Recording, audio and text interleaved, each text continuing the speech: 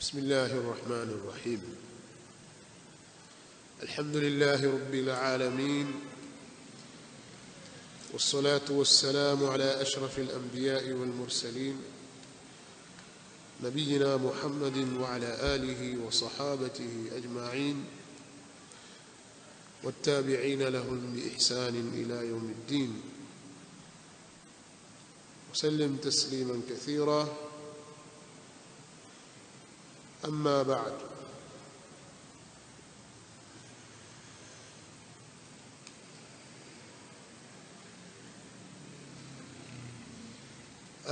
tukiwa katika usiku wa tarehe 7 ya mwezi wa Muharram mwaka wa 1442 Hijiria,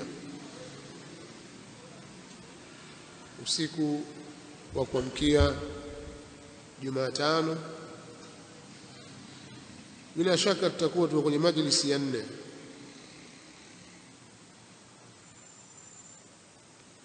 Majlisi yetu ya leo ni majlisi ya 4, na miadi yetu katika majlisi ya leo ni kuzungumzia ahlul Kufa, watu wa mji wa Al-Kufa.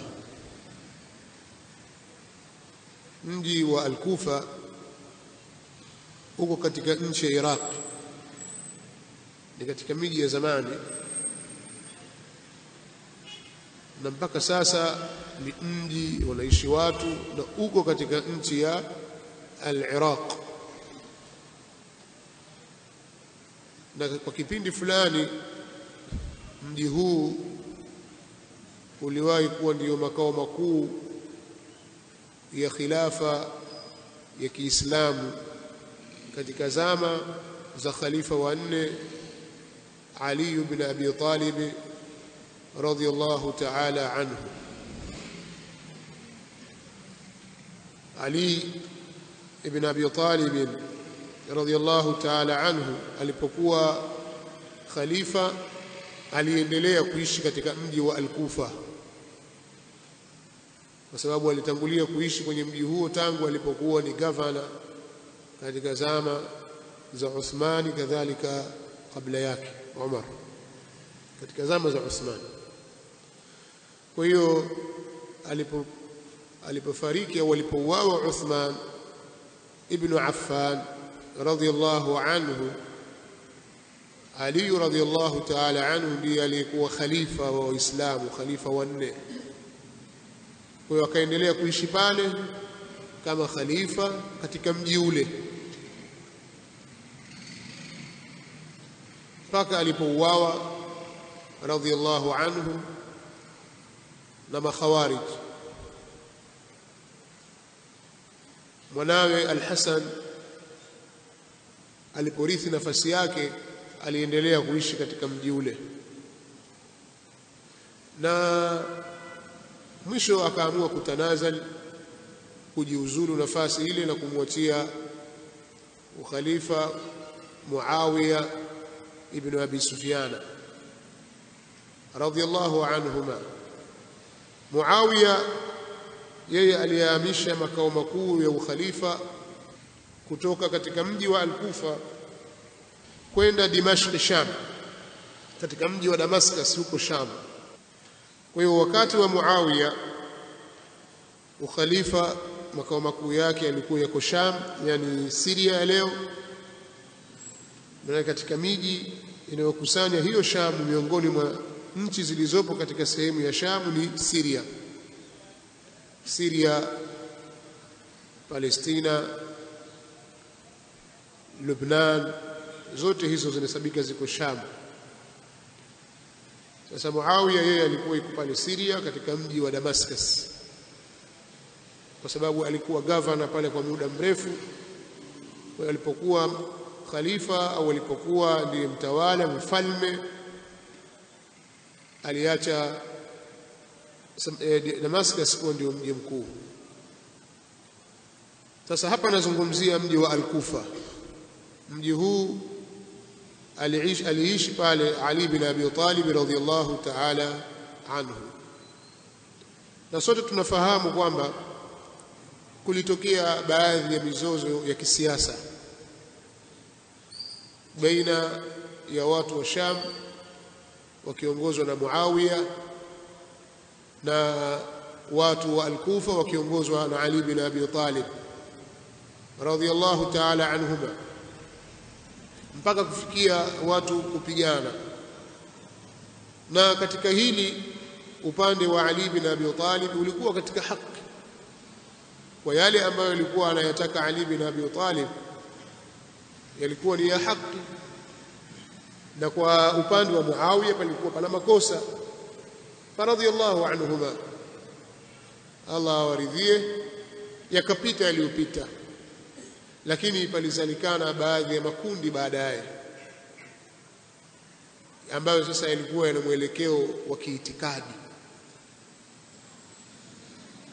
Kama mnavyofahamu kwamba wale waliomuua Uthman radhiyallahu ta'ala anhu walikuwa wana madai, na madai haya yalikuwa yakiongozwa na Myahudi Abdullah ibn Saba, ambaye alikuwa ana fikra tofauti na fikra walizokuwa nazo Waislamu pale Makka, Madina, Al-Kufa na sehemu nyingine, Misri na sehemu nyinginezo, lakini aliweza kuziingiza fikra hizi zikamea zikapata watu mpaka walifikia hadi ya kudai kwamba Ali bin Abi Talib ni Mungu.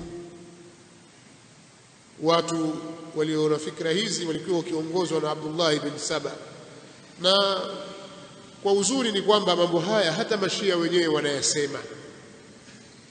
Ukisoma kitabu hiki cha Ni'matullah Al-Jazairi, Mshia huyu kwenye kitabu chake kinaitwa Al-Anwar An-Nu'maniyya amelielezea jambo hili kwamba watu hawa walikuwepo na walikuwa wakiitwa As-Sabaiyya, na walidai kwamba Ali ni Mungu.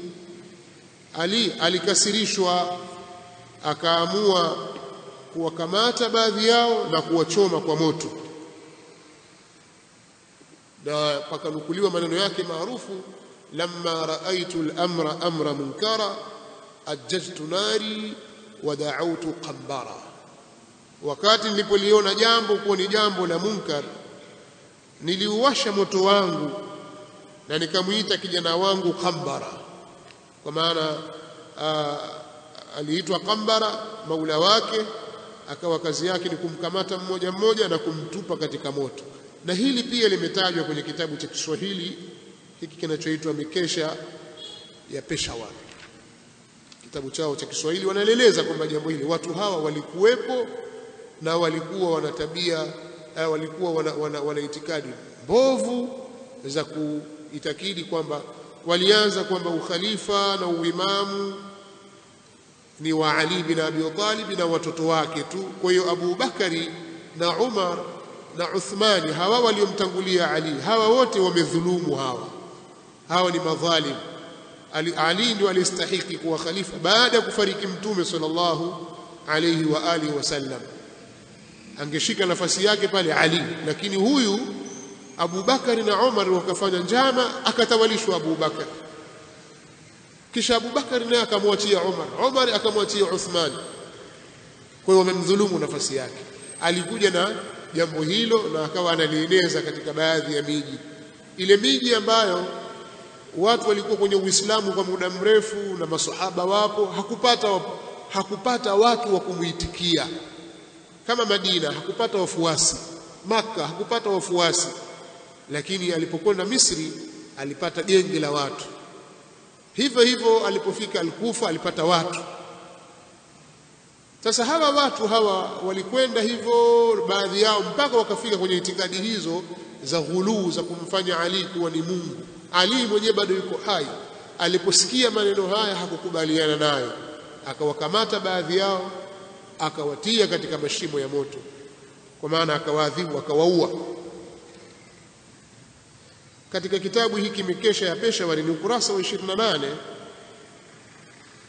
ameyataja maneno haya, lakini kwa sababu leo sio maudhui yangu, sina haja ya kuyasoma haya maneno. Kwa mtu mwenye kitabu umekesha pesha wa Kiswahili anaweza kuangalia ukurasa wa 28, utakuta yametajwa haya kwamba hawa watu walikuwepo na walifanya hivi na Ali akawafanyia hivi.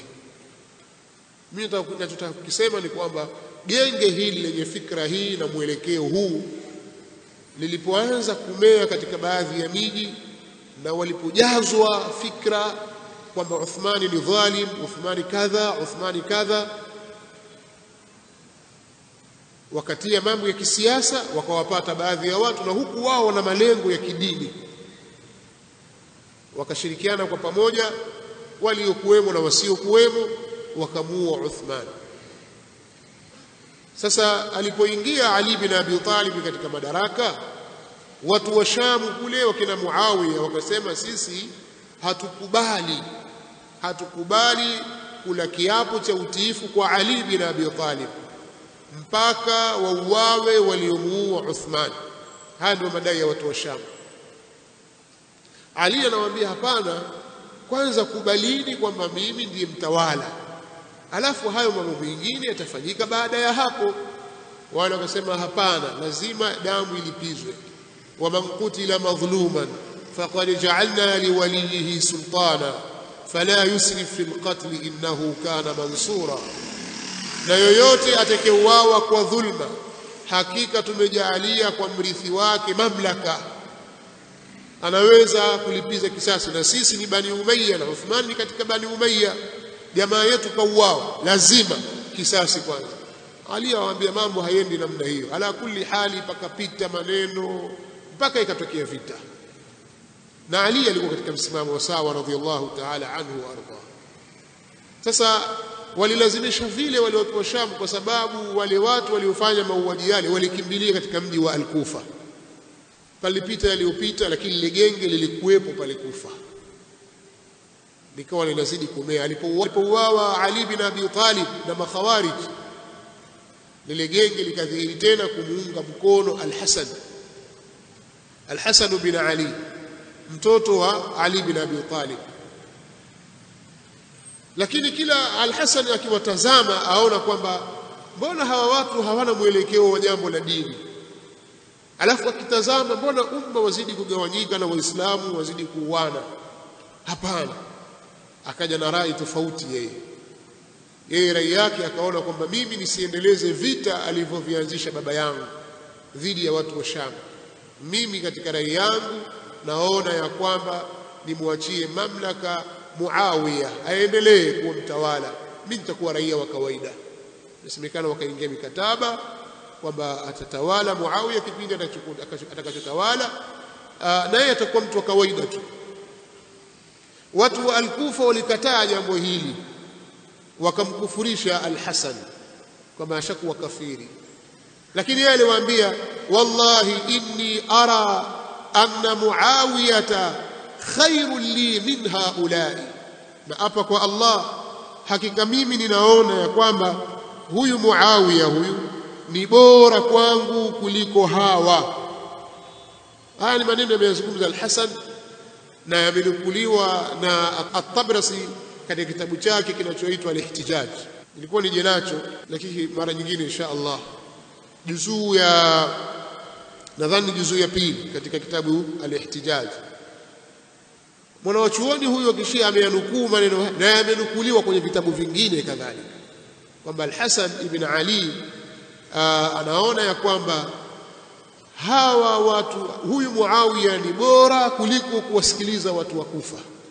Asema wallahi ara wallahi anna Muawiyata khairun li min haulai yaz'umuna annahum li shi'a. Na hapa kwa Allah, mimi ninaona ya kwamba Muawiya ni bora kwangu kuliko hawa wanaojidai ni shia wangu. Ibtaghaw qatli, walitaka kuniua. Wantahabu thaqli, na wamepora mizigo yangu. Wa akhadhu mali, na wameichukua mali yangu, walimnyang'anya. Kwa sababu kuna mmoja alipoleta maazimio yake hayo ya kutaka kujiuzulu, kuna mmoja alikwenda akampiga mkuki kwenye paja lake, alikuwa anataka kumuua, lakini yule mkuki ukamkosakosa ukampiga kwenye paja ukamjeruhi. Sasa hawa tutaka kuniua, na wanadai kwamba hawa ni Shia wetu, hawa waongo. Anasema wallahi la an akhudha min Muawiyata ahdan ahqinu bihi dami wa amanu bihi fi ahli khairun min an yaqtuluni fayadhi'a ahlu baiti wa ahli. Anasema mimi ninaona kwamba kufunga mkataba na Muawiya, mkataba ambao utanihifadhia damu yangu na watasalimika kwa mkataba huo familia yangu, ni bora kwangu mimi kuliko hawa kuniua kisha familia yangu ipotee bure. Wallahi law qataltu Muawiya, na apa kwa Allah, lau ningepigana Muawiya la akhadhu bi'unuqi hatta yadfa'uni ilayhi silma, wangeikamata shingo yangu mpaka wakafikia kunipeleka kwa Muawiya, wangenisaliti hawa, kwa sababu anawajua watu wa Kufa walivyo tabia zao. Alhasil ni kwamba watu wa mji wa Al-Kufa walikuwa wanadai mapenzi kwa Ahlul Bait, lakini siku zote waliofanyia khiana watu wa nyumbani kwa Mtume sallallahu alaihi wasallam, Ahlul Bait hawakuweza kuwanusuru. Watu hawa wa mji wa Al-Kufa walikuwa wana sifa za uongo, yani wanasifika kwa uongo na kutokutekeleza ahadi. Miongoni mwa sifa zao ni hizo. Ukiahidiana nao katika jambo kwamba bwana tuko pamoja, tuko pamoja, tutashirikiana, ndio, mtaninusuru, ndio, mtanisaidia, naam, linapotokea jambo kiukweli hawatakuwa pamoja na wewe, watakuacha peke yako. Mambo haya, tabia hii ilianza kumpata Ali bin Abi Talib katika utawala wake. Ukisoma kwenye hiki kitabu kinachoitwa Nahjul Balagha, kitabu chao hiki cha Shia, nimeshawahi kukitaja hapa juzi, na kiko cha Kiswahili chake nilikuja nacho pia hapa. Ali bin Abi Talib radhiyallahu ta'ala anhu wa ardhah, katika ukurasa wa 54 wa kitabu hiki, khutba nambari 27 kwenye chapa hii ya Ansarian Publication ya Qum, imechapishwa Irani, aliwahi kusema wala in amhala Allahu adh-dhalima falan yafuta akhdhuhu wa huwa lahu bil mirsad ala mujazi tariqihi wa bimawdhi'i ash-shaja min masaghi riqihi. Anasema hata kama Allah tabaraka wa taala atampa muda dhalim, lakini mshiko wake hautamkosa, na hali ya kuwa anamuwinda katika mapito ya njia zake. Siku moja alisema maneno hayo, wa bimawdhi'i shaja min masaghi riqihi, na mahali pako mapito ya mate yake. Amma walladhi nafsi biyadihi la yudhhiranna haula'i alqawm alaykum, la yadhharanna haula'i alqawm alaykum, ninaapa kwa yule ambaye nafsi yangu iko katika mikono yake, hawa watu wa Muawiya hawa watapata ushindi dhidi yenu. Anawaambia watu wa Kufa, laysa liannahum awla bilhaqqi minkum, si kwa sababu kwamba wao wako katika haki zaidi kuliko nyinyi, walakin liisra'ihim ila batilihim, lakini kwa sababu ya haraka yao kutekeleza batili yao, wa ibta'ikum an haqqi, na kuchelewa kwenu kutekeleza haki yangu. Walaqad asbahti al-umam takhafu dhulma ru'atiha, kwa hakika mataifa huwa wanaogopa dhulma ya watawala wake. Nchi nyingi watu wanaogopa udhalimu unaofanywa na wale watawala. Asbahtu akhafu dhulma ra'iyati, lakini mimi nimekuwa naogopea dhulma ya raia wangu, mimi nawaogopa nyinyi. Kikawaida nchi nyingi watu wanaogopa dhulma zinazofanywa na watawala, lakini jambo la ajabu hapa katika mji wa Kufa, mimi mtawala ndio naogopa dhulma yenu.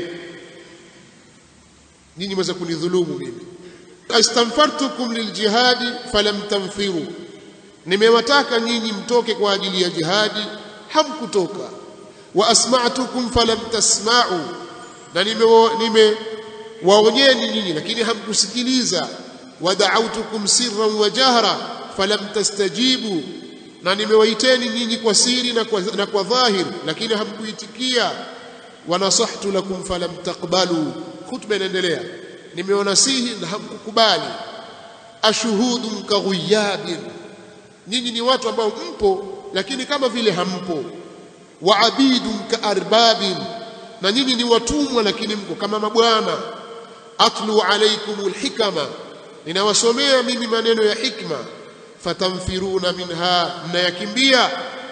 Wa a'idhukum bil maw'izati al baligha fatatafarraquna anha, ninawaidhini nyinyi kwa mauidha makali kisha nyinyi mnayakimbia. Wa ahuthukum ala jihadi ahli al-baghi, na ninawahimiza nyinyi juu ya kupigana jihadi dhidi ya waasi. Fama ati ala akhir qawli hatta arakum mutafarriqina ayadi saba, asema sijafika mwisho wa kauli yangu isipokuwa nawaona mnaotawanyika kama mikono ya saba. Tarji'una ila majalisikum wa tatakhada'una amma wa'idhikum wa qawwimukum ghudwatan wa tarji'una ilayya 'ashiyatan ka dhahri al-haniyya ajiza al-muqawwim wa a'dhala al-muqawwam, au ajaza al-muqawwim wa a'dhala al-muqawwam. Asema mnarejea kwenye makazi yenu mkiwa hamkuwaidhika. Nishawapa mawaidha, nimewanasihi, lakini mtaondoka kama vile hamkuambiwa kitu. Tabia zenu nyinyi mlivyo. Ninakunyosheni wakati wa asubuhi, mnarudi wakati wa jioni mkiwa bado mmepinda vile vile kama upinde. Mnyooshaji amehemewa na mwenye kunyooshwa ameshindikana. Ali ibn Abi Talib anawasemesha watu wa Kufa, anawaambia ayuha alqaum ashahidatu abdanuhum, enyi qaumu ambao mili yao iko hadhir, alghaibatu anhum uquluhum, na hali ya kuwa ziko mbali akili zao, almukhtalifatu ahwauhum, wenye kutofautiana utashi wao, almubtala bihim umarauhum, watawala wao wamepewa balaa, yani wamepewa mtihani kwao. Sahibukum yuti'u Allah wa antum ta'sunahu, kiongozi wenu Ali anamtii Allah na nyinyi mnamuasi. Wa sahibu ahli Shami ya'si Allah wa hum yuti'unahu, na kiongozi wa watu wa Sham ni Muawiya anamuasi Allah lakini watu wake wanamtii. Lawadittu wallahi anna Muawiyata sarafani bikum sarfa ad-dinari bid-dirham, ninatamani wallahi lau kwamba Muawiya angenibadilishia mimi, akanichanjia mimi ubadilishaji wa dinari kwa dirham. Natamani mimi ningekuwa na watoa nyinyi na wapeleka kwa Muawiya anibadilishia kama dinari inavyobadilishwa kwa dirham. Hapo zamani ilikuwa dinari moja ni sawa sawa na dirham 10. Kwa hiyo mimi nitoe watu wangu 10 anipe mmoja. Natamani fa akhadha minni 10 minkum wa a'tani rajulan minhum, anibadilishia akachukua watu 10 kutoka kwangu na yeye anipe mtu mmoja katika wao. Ya ahla al-Kufa, naendelea kusoma maneno kwa urefu kidogo ili mpate ile picha. Ali bin Abi Talib namna anavyosononeka na kuhuzunika kutokana na tabia ya uongo na udanganyifu walionayo watu wa al-Kufa. Sasa Ali bin Abi Talib anawaambia, ya ahla al-Kufa munitu minkum bi 3 enyi watu wa Kufa, nimepata uzoefu kwenu kwa mambo 3 na mengine mawili. Summun dhau asma', nyinyi ni viziwi wenye masikio. Wa bukmun dhau kalami, na nyinyi ni mabubu wenye kusema. Wa umyun dhau absari, na vipofu wenye macho. La ahrara sidqin 'inda al-liqa, nyinyi si waungwana wa kweli wakati wa mapambano. Wala ikhwana thiqatin 'inda al-bala, wala si ndugu wa kuaminika wakati wa mitihani. Taribat aidikum, imegusa michanga mikono yenu, mmekula hasara nyingi. Ya ashbaha al-ibli ghaba anha ru'atuha, enyi mlio mfano wa ngamia ambao kullama jumi'at min janibin tafarraqat min akhar, kila unapokusanywa upande mmoja wanatawanyika upande mwingine. Wallahi lakaanni bikum fima ikhalukum allau hamisa alwagha wa hamiya ad-dirab qad infaradtum an ibn abi talib infiraj almar'ati an qubliha. Anasema Ali ibn Abi Talib radhiyallahu ta'ala anhu, wallahi ninawadhania nyinyi endapo vita vikiwa vikali, vitakaposhtadi vita na yakazidi mapigano, mtamkimbia mwana wa Abi Talib ukimbiaji wa mwanamke akiwa uchi vile mtakavyonikimbia mimi. Wa inni la ala bayyinatin min rabbi, na kwa hakika mimi nipo katika muongozo kutoka kwa Mola wangu. Wa minhajin min nabiyyi, na mimi ni katika muongozo katika njia ya mtume wangu. Wa inni la ala tariqi alwadih alqutuhu laqta, na mimi niko katika njia ya wazi nikiokota cha kuokota. Akasema tena, laqad ra'aytu ashaba Muhammadin sallallahu alayhi wasallam fama ara ahadan yushbihuhum, nimewaona masahaba wa Muhammad na sijawahi kumuona yoyote katika nyinyi anayefanana na wao. Akaeleza akawasifu masahaba wa Mtume sallallahu alaihi wasallam ndani ya kitabu chao hiki Nahjul Balagha, akayasema aliyosema katika nahju hii. Na kitabu hiki Nahjul Balagha, hutuba nyingine ya ukurasa wa 160 mpaka 163 kwenye tarjama yao ile ya Kiswahili juzu ya pili ukurasa, na hii ya Kiarabu ya Kiswahili juzu ya pili ukurasa wa 79 mpaka 83, anasema ya ashbaha rijali wala rijali, enyi mlio mfano wa wanaume na wala si wanaume. Hulumul atfal wa uqulu rabati alhijal, mna fikra za kitoto na akili mfano wa akili za wanawake. Lawadittu anni lam arakum wa lam a'rifkum, ninatamani lau nisingewaona wala nisingewajua. Maarifatan wallahi jarrat nadama, kuwajua ambako kumeniletea majuto. Wa aqabat sadama, na kumeniletea aibu. Qatalakumullah, Allah awalani nyinyi. Laqad mala'tum qalbi qayha wa shahantum sadri ghayza wa jara'tumuni naghba ittihami anfasa wa afsadtum alayya ra'yi bil isyan wal khidlan hatta laqad qalat quraish inna ibn abi talib rajulun shuja' walakin la ilma lahu lil harbi. Akawasema kwa maneno hayo kwamba Allah walani, mmeujaza moyo wangu usaha, kukishaenesha kifua changu hasira, na mmenywesha fumba la huzni, fumba moja baada ya jingine.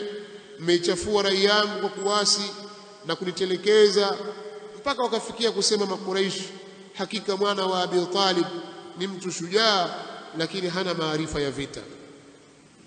Nimetanguliza kuyasema maneno haya ili mfahamu hata Ali bin Abi Talib alikuwa akiishi kwa hali ya huzuni na watu wa mji wa Al-Kufa, kwa sababu hawakuwa watu wa kweli, na hili wanakubaliana takriban hata mashia wote katika hili kwamba watu wa Al-Kufa hawakuwa wa kweli. Sasa basi, wakati alipotawala Muawiya baada ya Al-Hasan bin Ali kaka yake Hussein kujiuzulu nafasi yake na kuunganisha nguvu ya Waislamu, huo ulikuwa ni mwaka wa 41 Hijria. Mwaka huu kwa watu wanaosoma tarikhi na sira ya Mtume sallallahu alaihi wasallam, sira ya Mtume na tarikhi ya Kiislamu na khilafa ar-rashida, wanaufahamu kwamba mwaka huu uliitwa Amul Jamaa, mwaka wa umoja. Vita vilifutika, watu wakarudi katika safu moja, na hili lilitabiriwa na Mtume sallallahu alaihi wasallam. Muawiya akatawala katika wakati wake mpaka ulipofika mwaka wa 60.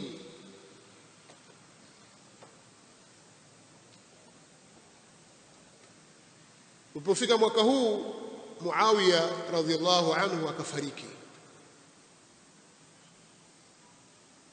Sasa alichokifanya Muawiya, yeye akataka kumtawalisha mwanawe ambaye ni Yazid, kwamba baada yangu mimi khalifa atakuwa mwanangu Yazid.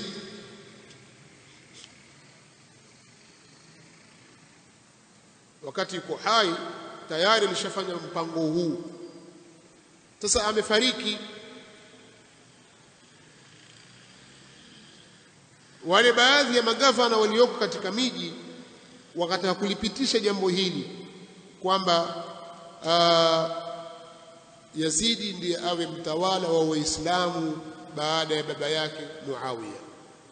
Hapa ndipo palipoanza matatizo makubwa sana, na ndiyo chanzo sasa cha mauaji au hii habari ya mauaji ya Al-Hussein radhiallahu ta'ala anhu ilipoanzia.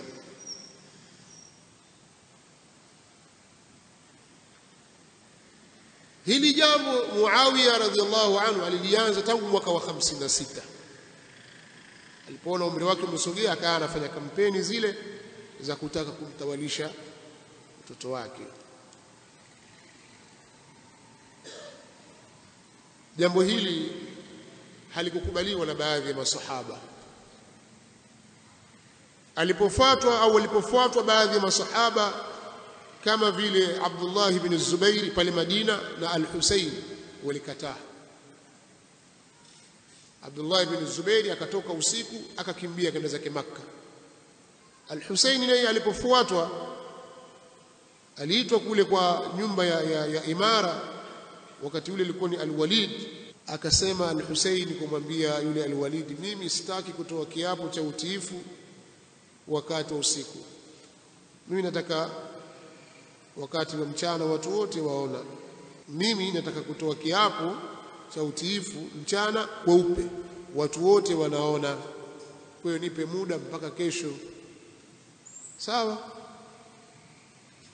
Alipoambiwa vile, naye akapata fursa akakimbia, akatoka katika mji wa Madina, walikuwa wanaishi Madina, akenda zake Makka. Kule alipokwenda Abdullah ibn Zubair, watu wa mji wa Kufa kule Iraqi walipojua kwamba Hussein radhiyallahu anhu hakukubali kutoa bai'a kwa Yazid bin Muawiya, wale watu wa Kufa wale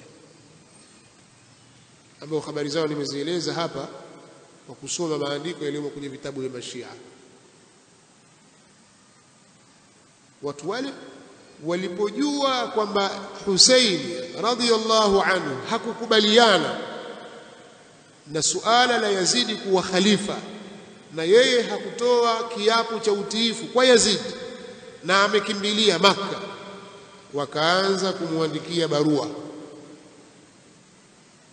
Wakawa wanampelekea barua kwamba sisi hatumtaki Yazid wala hatukubaliani na utawala wa Yazid, na sisi tuko pamoja na wewe, njoo katika mji wa Al-Kufa tukupe mkono, tule kiapo cha utiifu kwako, sisi tutakuwa pamoja na wewe, tutakuunga mkono. Wakapeleka barua zikawa zinafuatana.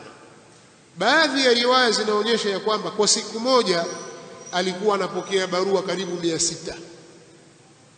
Barua 600 zinakuja, kila barua akisoma maudhui ndio hiyo hiyo, njoo sisi tuko pamoja na wewe, hatukubali kutawaliwa na huyu mtu dhalim, wewe ndiye mjukuu wa Mtume sallallahu alaihi wasallam, tunataka tuongoze na wewe, hatumtaki Yazidi sisi.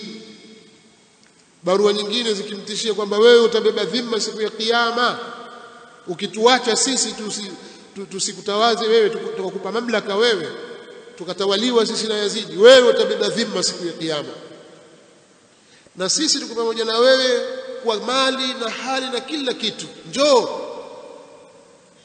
Barua zinakuja tu, wa huwa yataanna, na hali ya kuwa yeye anafanya utaratibu utuvu, na huko ataka ushauri watu, vipi jamani, mbona jambo liko hivi jamani, vipi jamani, mpaka zilipotimia barua 1012.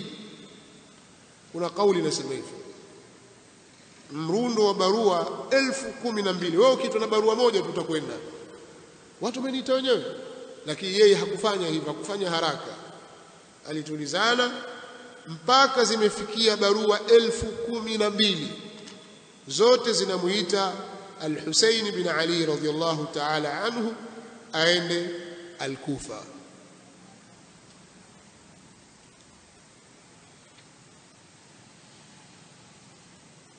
Mmoja katika mashia akiitwa Abbas al-Qummi katika kitabu chake Muntaha al-Amal kwenye ukurasa juzu ya kwanza ukurasa 430 anasema watawatarat al-kutubu hatta ijtama'a indahu fi yawmin wahid 600 kitabin min adim al-wafa'i ulaika wa huwa ma'a dhalika yata'anna wa la yujibuhum hatta ijtama'a indahu 12,000 kitab.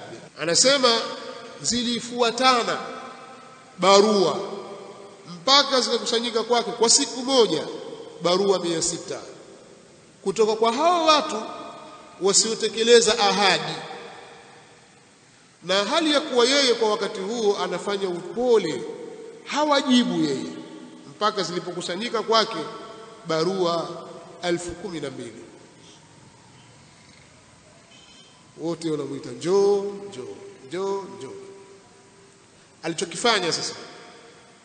Alichokifanya Al-Husayn radhiyallahu ta'ala anhu, alifanya kitendo cha busara sana. Akamuita mdogo wake, mtoto wa ammi yake, anaitwa Muslim. Muslim ni mtoto wa Aqil. Aqil ni mtoto wa Abu Talib. Kwa mshafahamu nasabu zao zilivyo.